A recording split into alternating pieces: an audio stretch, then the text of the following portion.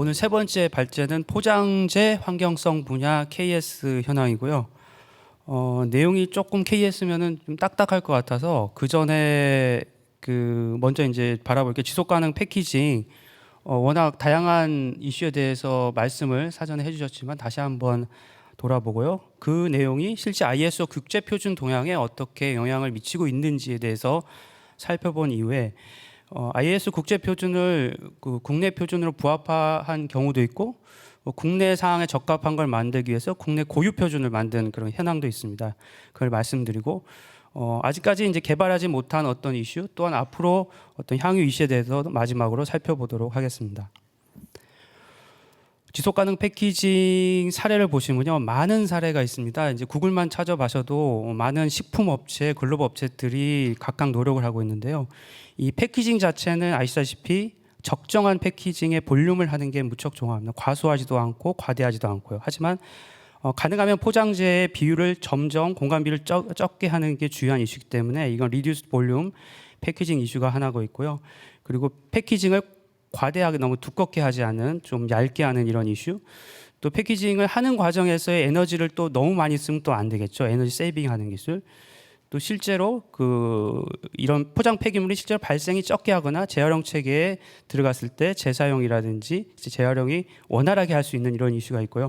실제 식품 글로벌 기업 이런 식품 업계에서도 선언을 최근에 보면 많이 합니다. 4, 5년, 한 10년 전만 해도 크게 이게 이슈가 안 됐는데 최근에는 규제나 이렇게 강화되다 보니까 너나 할 것 없이 이렇게 100% 하겠다, 몇 년까지 50% 하겠다, 90% 하겠다 이렇게 하고요.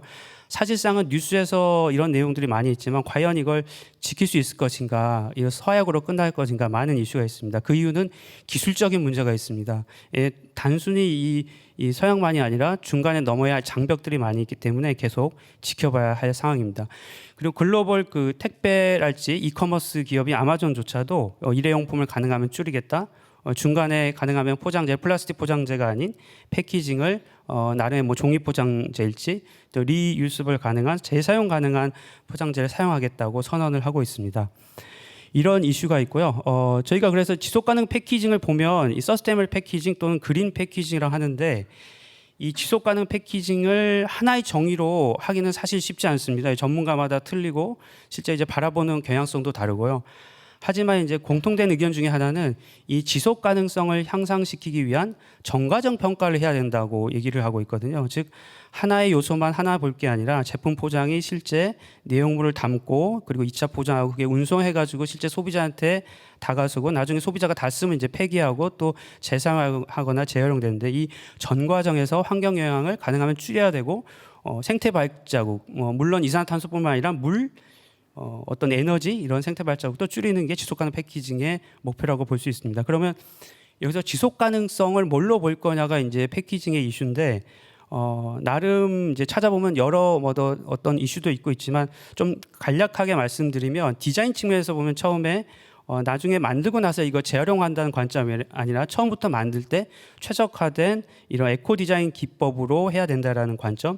그리고 가능하면 포장재는 재사용해야 된다. 재활용하기 전에요. 그리고 만약 재사용이 다 끝나면은 재활용을 해야 되는데 이 재활용 과정에서 리사이클러블하게, 즉 재활용 가능하게 또는 재활용성을 높이는 방향으로 하는데요. 방금 모두에도 말씀드린 바와 같이 리사이클드 컨텐트라는 그 재활용 원료로 가능한 많이 써야 되는 거고요. 그리고 유니 소재라고 해야지 단일 소재, 복합 소재가 아닌 단일 소재, 또 비우는 게 좀 편리해야 되는 거고, 또 쉽게 또 분리가 돼야 되는 거고, 가능하면 바이오 소재 또는 이제 생분해성 소재를 사용하는 부분, 또 다른 이슈가 그러는 가운데 또 어떤 특정 유해화학 물질을 또 쓰면 안 됩니다. 어떤 첨가물을 씀으로써 또 나중에 그 환경에 유해가 되고 인체에도 유해가 되기 때문에요. 그리고 참고로 이제 other activity라고 해서 이제 이거는 실제 포장하고는 크게 연관은 없지만 어차피 전체에 대한 공급망을 보면 결국 포장이 운송을 하고 있거든요. 그래서 운송하는 과정에서 조금 전기차를 사용할지 이런 부분, 또 하는 과정에서의 물이랄지 에너지를 사용하는 부분까지도 바라볼 수 있을 것 같습니다.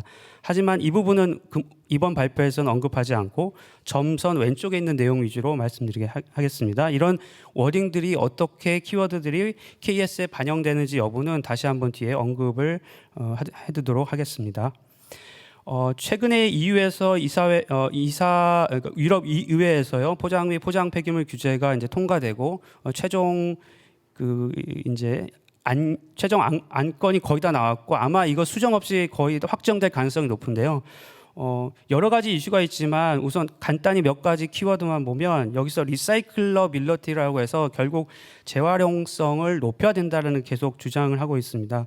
여기서의 재활용성은 그 뒷단에 즉 재활용 체계에 있는 뒷단에 재활용성을 높인다라는 거거든요. 즉 아시다시피 각 국가마다는 재활용 체계가 다 다릅니다. 그렇기 때문에 EU의 상황도 있지만 재활용 체계가 다른 부분에 있는 국가는 이 EU의 PPWR이 나름의 벤치마킹은 될 수 있지만 가려서 좀 봐야 될 부분은 있다라는 점을 좀 고민스러운 부분이고요. 그리고 두 번째 최소한의 재활용 원료를 사용하는 부분이 계속 강조되고 있습니다. 그래서 2030년보다 2040년에 점점 더 이제 높아지고 하는데요. 2040년, 50년 되면은 사실 재활용 원료를 쓰고 싶어도 적정한 공급망 체계에서 재활용 원료를 못 찾는, 즉 공급이 너무 많이 없다 보니까 수요를 못 쫓아가는 이런 상황이 발생할 수 있지 않을까 싶습니다. 그래서 이런 부분도 좀 고려해야 될 필요가 있고요. 그리고 세 번째, 재사용이 물론 이번에 강조가 계속되고 있습니다. 그래서 재사용을 해야 된다는 부분, 실제 이커머스 시장에서도 포함하는 택배 포장 이슈도 재사용이 강조가 되고 있습니다. 그리고 또 유의미하게 볼 수 있는 부분이 컴포스터블 얘기가 또 나오고 있는데 생분해성 부분도 어떤 구체화된 거를 뭐 생분해를 보겠다 이렇게 아주 디테일하게 나오진 않았습니다. 하지만은 근본 규제에서 나오는 어떤 이슈랄까 이런 부분은 만약에 컴포스트가 돼야 된다면은 실제 퇴비화가 되는 그런 요건과 그 주장을 만족을 해야 된다라는 검증 체계입니다. 즉 과거의 어떤 인증 하나로만 그거를 주장하기에는 어려울 수도 있겠다라는 측면도 있고요. 계속 나오는 이런 세부 시행 계획 내용을 보고 좀 살펴봐야 될 것 같습니다. 그리고 또 이제 저희가 플라스틱 국제 협약이 거의 막바지 협약 사항이 다가오고 있는데요. INC4에서 얼마 전에 캐나다에서 개최하였고 뉴스에서 보겠지만은 산유국들이 1차 폴리머 즉 산유국 입장에서는 뭐 석유를 가지고 여기 석유화학 제품인 플라스틱 제조 과정을 간단히 보여드리게 있는데요. 산유국 측이 얼마나 이 강한 규제를 받을 수 있느냐, 또 이게 최종 협상 저희가 이제 11월 말이죠. 11월 말에서 12월 초까지 이어지는 이 부산에서 열리는 이 국제 플라스틱 국제 협약에서 어디까지 강한 규제가 있을 거냐, 또 2차 폴리머까지 포함시킬 거냐, 어떤 내용이 될 거냐, 그걸 국가에 맡길 거냐, 이런 이슈들이 좀 다뤄질 것 같고요. 그리고 이 플라스틱 국제 협약에서 다루는 범위는 너무 어떻게 보면 광대합니다. 1차 폴리머부터 전 과정에 대한 우려 화학 물질을 어떤 특정 물질을 넣으면 안 된다. 방금 말씀드린 에코 디자인 해야 된다. 라벨링은 또 어떻게 해야 된다. EPR 제도는 어떻게 운영해야 된다. 폐기물 관리. 그리고 실제 그러면 이제 저 개발국 같은 경우는 돈이 없거든요. 재활용 체계 할 수 있는 시스템 마련이 없기 때문에 그건 재원 조달은 어떻게 할 거냐. 선진국이 도와줘야 된다. 또 이걸 그냥 놔두면 안 돼서 평가 및 모니터링 어떻게 할 거냐. 계속 이런 이슈들이 강조가 되고 점점 계속 좀 살펴봐야 될 것 같습니다. 그래서 앞으로 국제협약이 타결되는 것 자체도 중요하지만 제가 보기에는 기후변화 협약처럼 5년마다 계속 갱신이 되잖아요. 그러니까 목표치가 계속 늘어나는 것처럼 5년 후는 또 다른 목표, 점점 강화되는 거를 우리가 어떻게 차근차근 준비해야 될 거냐의 부분도 좀 고려를 해야 될 것 같습니다. 이런 측면에서 보면 ISO에서는 어떻게 이런 세계 동향 또는 국제 이런 동향을 어떻게 받아들이고 있는 이슈에 대해서 엄청 민감하게 반응하다 보니까 최근에 이런 웹사이트를 만들었습니다. 즉 이 ISO 자체에서 찾아보니까 호주 국가 표준 기구하고 같이 연합해서 만든 이런 포털 사이트고 연구인데요. 우리가 플라스틱 이슈를 보면 너무나 다양한 ISO 표준이기 때문에 처음에는 이거를 접근하려면 매우 어렵고 이 표준이 어떻게 해서 인용을 하고 또 인용을 참조를 되는지가 복잡한 맵이 잘 그려지지가 않습니다. 그러면서 이번에 플라스틱 국제협약 과정에서 이런 부분이 좀 필요하겠다 싶어서 ISO에서는 이런 플라스틱 폴루션이라는 웹사이트 들어가면 플라스틱과 관련한 다양한 표준들이 어떻게 매핑되어 있고 어떻게 연결되어 있는지를 보여주고 있습니다. 그래서 간단히 보면 이게 도표식으로 되어 있는데요. 실제 이거는 인터랙티브 방식이라 그냥 제시된 게 아니라 여기에 방문자가 웹사이트 방문자가 실제 클릭을 하면 실제 어떤 영역 예를 들면 리사이클링 컴포스팅 내용이면 리사이클링, 컴포스팅 내용에 어떤 표준들이 위치해 있고 이 표준은 ISO의 어떤 표준이다라는 것을 쉽게 볼 수 있도록 하고 있고요. 상당 부분은 저희 KS 표준으로 있기 때문에 국내 표준으로 된 표준을 직접 접속을 하시면은 활용 가능할 것으로 보입니다. 그래서 이제 플라스틱 국제 협약에 대해서 ISO에서는 이런 주장을 하고 실제 이런 의견서를 보는 문서가 있어서 제가 따왔는데요. 국제 표준은 이런 역할을 할 수 있을 거라고 보고 있습니다. 플라스틱 환경 및 해결 방안 관련된 주요 용어. 사실 이제 국제 협상에서는 용어 자체가 중요한데 용어를 어떻게 정의할 거냐 이런 용어는 사실상은 ISO 표준에 많은 부분이 정의가 되어 있습니다. 그래서 이런 정의가 포함되어 있는 부분을 참고를 하면 어떤 논쟁거리가 좀 줄어들 것이다라고 이제 주장을 하고 있고요. 그리고 ISO 국제 표준은 IAC 회원국의 내용에 참여하는 회원국과 거의 동일합니다. 그러니까 플라스틱 전주기 과정을 이해하고 정의하는 데 도움이 되는 지침을 또 제공할 수 있다는 점, 그리고 원료 획득에서 제조 유통까지 제품 시스템의 전 과정을 좀 볼 수 있다는 점, 그리고 ISO는 이미 플라스틱 오염을 제거하려는 국가의 노력 지원을 유용한 틀을 또 가지고 있고 그거에 따른 만약에 추가 표준이 필요하면 이제 그걸 디벨로핑할 수 있는 효율적인 플랫폼도 가지고 있고 참고를 할 수 있다라고 이렇게 제시를 하고 있습니다. 그러다 보면 조금 실무적으로 들어가서 실제 포장재 환경성하고 관련된 표준이 어떻게 매핑되어 있는지를 보면은 우선 협의의 개념은 ISO TC 122에 포장과 관련한 표준은 122에서 다루고 있습니다. 그 중에 SC4라고 서브 커미티 4에서는 포장과 관련한 이슈 중에 환경과 관련한 이슈를 다루고 있고요. 여기서는 구체적으로 포장의 최적화, 어떻게 하면 과대도 아니고 과소도 아니고 포장의 기능을 만족할 수 있는 최적화 기법을 할 거냐 그 이슈와 리유스, 리커버리, 또 에코 디자인까지도 이건 이제 디벨로핑 개발 중에 있고요. 그리고 포장이라고 하는 이슈와 관련해서는 이런 ISO 표준 말고도 국제사회에서는 다양한 이런 스탠다드를 보급하려고 노력하고 협회 차원에서 또는 특정 기관 차원에서 이렇게 하고 있습니다. 아마 전문가들은 많이 들어보셨을 텐데요. PR3 스탠다드랄지 ISTA 스탠다드, 또 SPC 가이드 등도 표준하고 거의 동등한 개념의 위상을 또 가지고 있기 때문에 이런 표준들도 보면 많이 참고가 될 수 있을 것 같습니다. 그리고 패키징 이슈는 사실 저희가 아시겠지만 플라스틱 패키징을 보면 패키징의 대부분이 플라스틱을 하기 때문에 또 플라스틱의 TC를 또 볼 필요가 있습니다. 예. 플라스틱의 기술위원회 TC 60일은 60일이 이제 플라스틱 이슈를 다루고 있는데 60일 하위에 SC 14가 플라스틱과 관련한 환경 영향 또는 환경 측면을 다루고 있습니다. 이 안에서는 저희가 궁금한 어떻게 보면 플라스틱 포장 폐기물에서 다루고 있고 좀 근접해서 좀 살펴봐야 할 이런 내용들의 어떤 생분해성 내용, 얼마나 바이오 원료를 많이 사용했는지 여부, 또 마이크로 플라스틱 문제, 또 기계적 재활용, 화학적 재활용, 또 환경 발자국, 또 자원 효율성 이런 내용들의 표준들이 많이 이렇게 개발이 되고 실제로 출판이 되었습니다.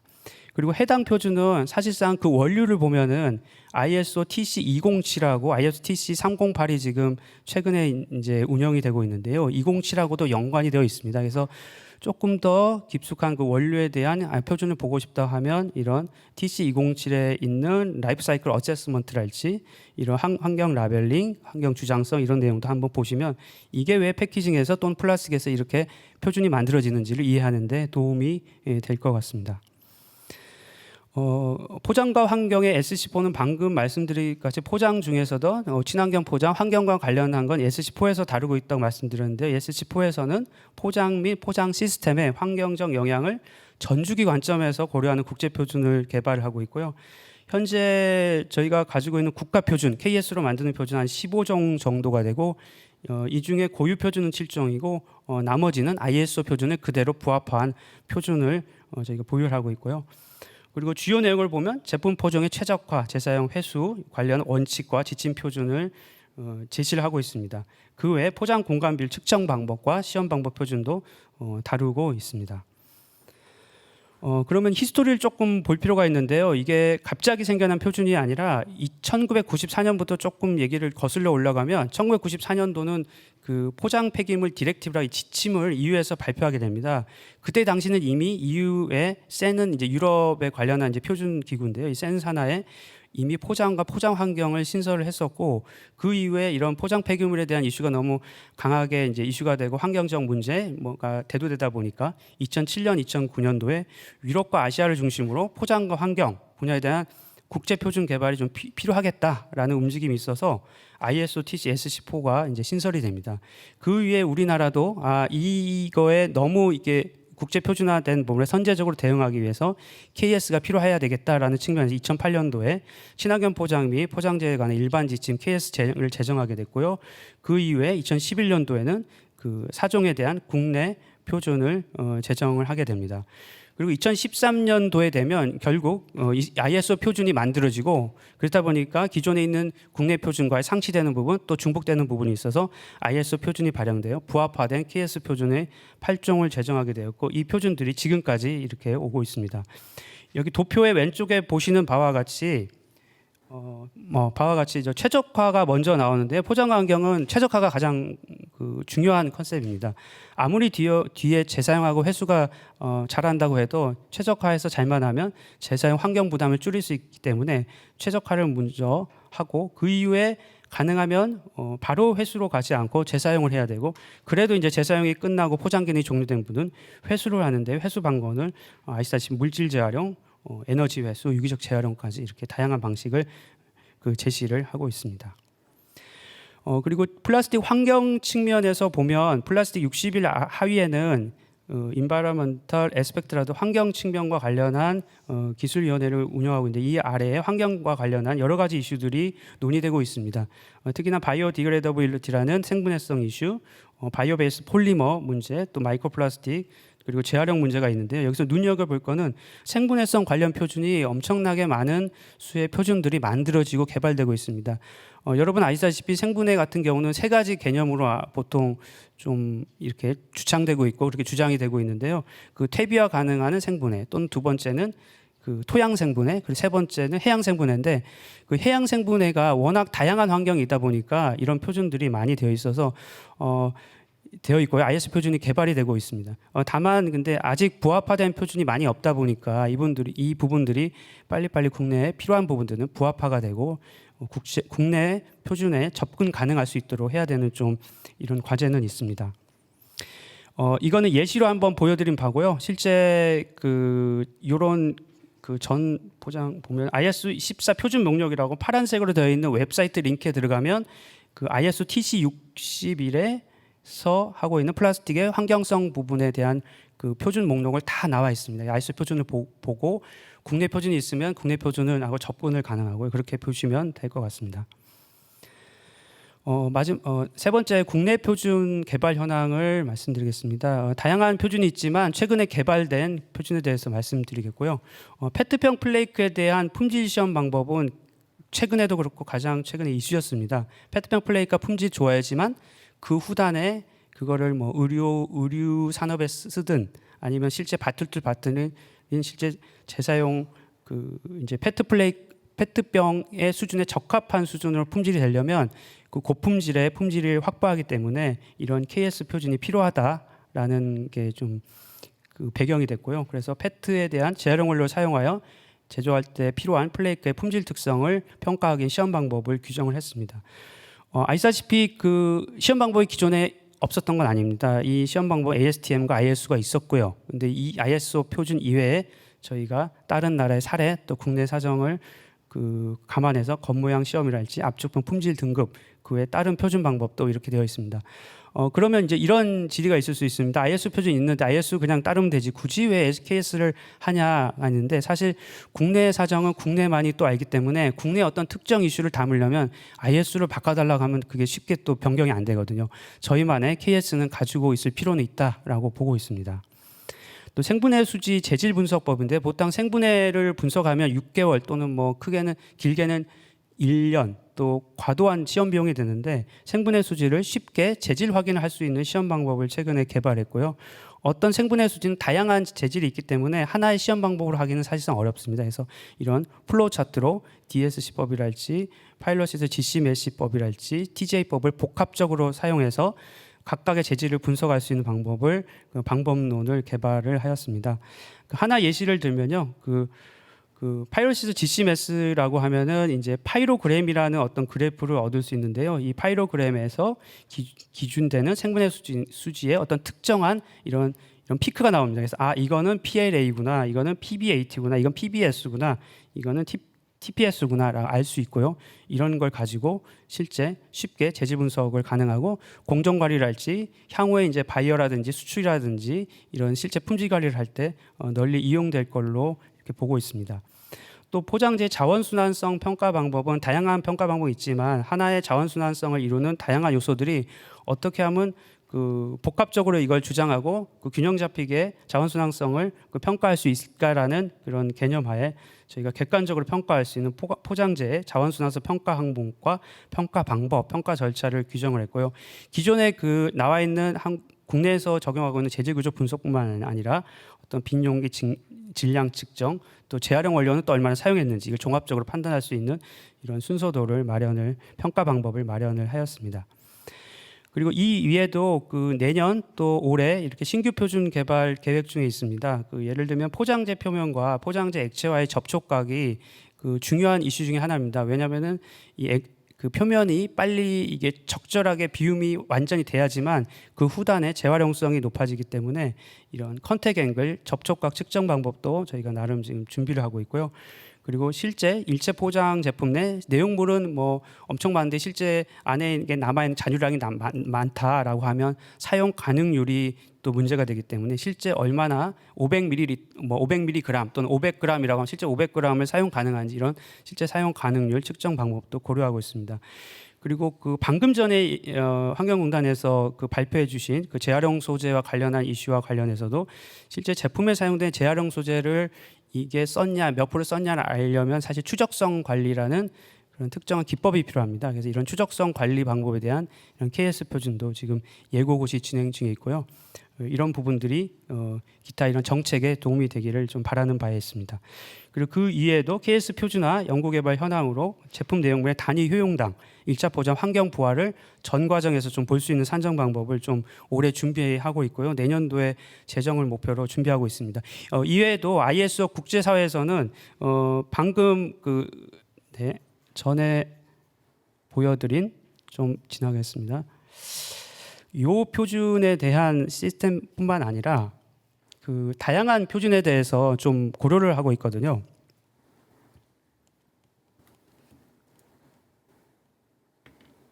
그래서 ISO 그 표준화 개발에도 저희가 국내에 참여를 하고 있고, 예를 들면 지금 택배 포장에 이슈가 되다 보니까 택배 포장의 에코 디자인 원칙이랄지 어떻게 하면 포장 폐기물을 좀 적절하게 줄일 수 있을지, 또 한국의 사례도 저희가 적극적으로 좀 안에 그 부속서 등에 참고할 수 있도록 좀 제시를 한 바 있습니다. 그리고 요구사항 가이드라인도 아직 발표는 안 됐지만 계속 개발 중에 있고요.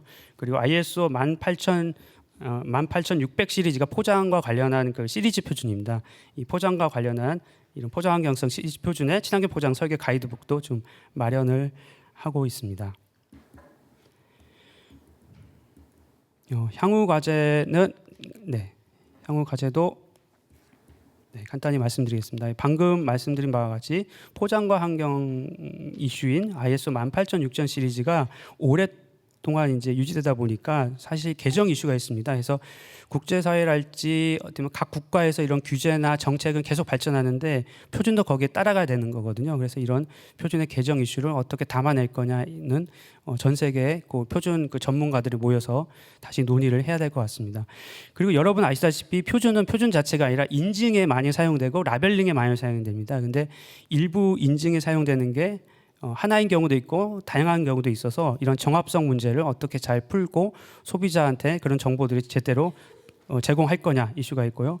그리고 플라스틱 포장재 대체품에 관련해서는 생분해성 수지 제품이랄지 뭐 종이 제품이랄지 다양한 플라스틱 포장재를 대체할 수 있는 부분을 하는 표준도 많이 나와 있고, 이런 가이드라인 또는 이런 제시하는 부분이 많이 있는데, 실제 중요한 거는 표준도 중요하지만 각 국가마다 이거 어느 정도 허용할 거냐, 국가마다 실제 그마다 이제 재활용 체계랄지 어떤 시스템이 다르기 때문에 이런 부분도 눈여겨봐야 될 것 같고요. 그리고 최근에는 녹색 가치 소비자로 하죠. 녹색을 추구하는 소비자들이 너무나 많은 걸 수준을 요구하고 있습니다. 아시다시피 10년 전, 5년 전, 지금 좀 다를 겁니다. 소비자들이 느끼는 요구하는 수준. 그래서 이런 녹색가이 소비자하고의 커뮤니케이션을 강화하기 위해서 실제 친환경 패키징을 개발했더라도 패키징을 어떻게 납득을 시키고 그게 왜 친환경인지, 그게 왜 환경적으로 유해하지 않고 환경적으로 좋은지에 대한 걸 계속 더 정보도 제공하고 그 커뮤니케이션 강화해야 될 것 같습니다. 그리고 마지막으로 전 세계적인 플라스틱 감량이 지속적으로 요구되기 때문에 이건 그 단기적 이슈로 끝나지 않기 때문에 소비자, NGO, 저개발국이 계속 압력이 세질 것 같습니다. 그래서 이런 부분도 결국에는 우리가 포장 폐기물을 점점 어떻게 줄일 거냐가 최종 목표고, 그리고 가능하면 플라스틱을 대체하고 플라스틱이 프리한 삶을 어떻게 좀 갈 거냐, 이런 측면에서 계속 고민이 필요한 상황인 것 같습니다. 네, 이상으로 발표를 마치도록 하겠습니다.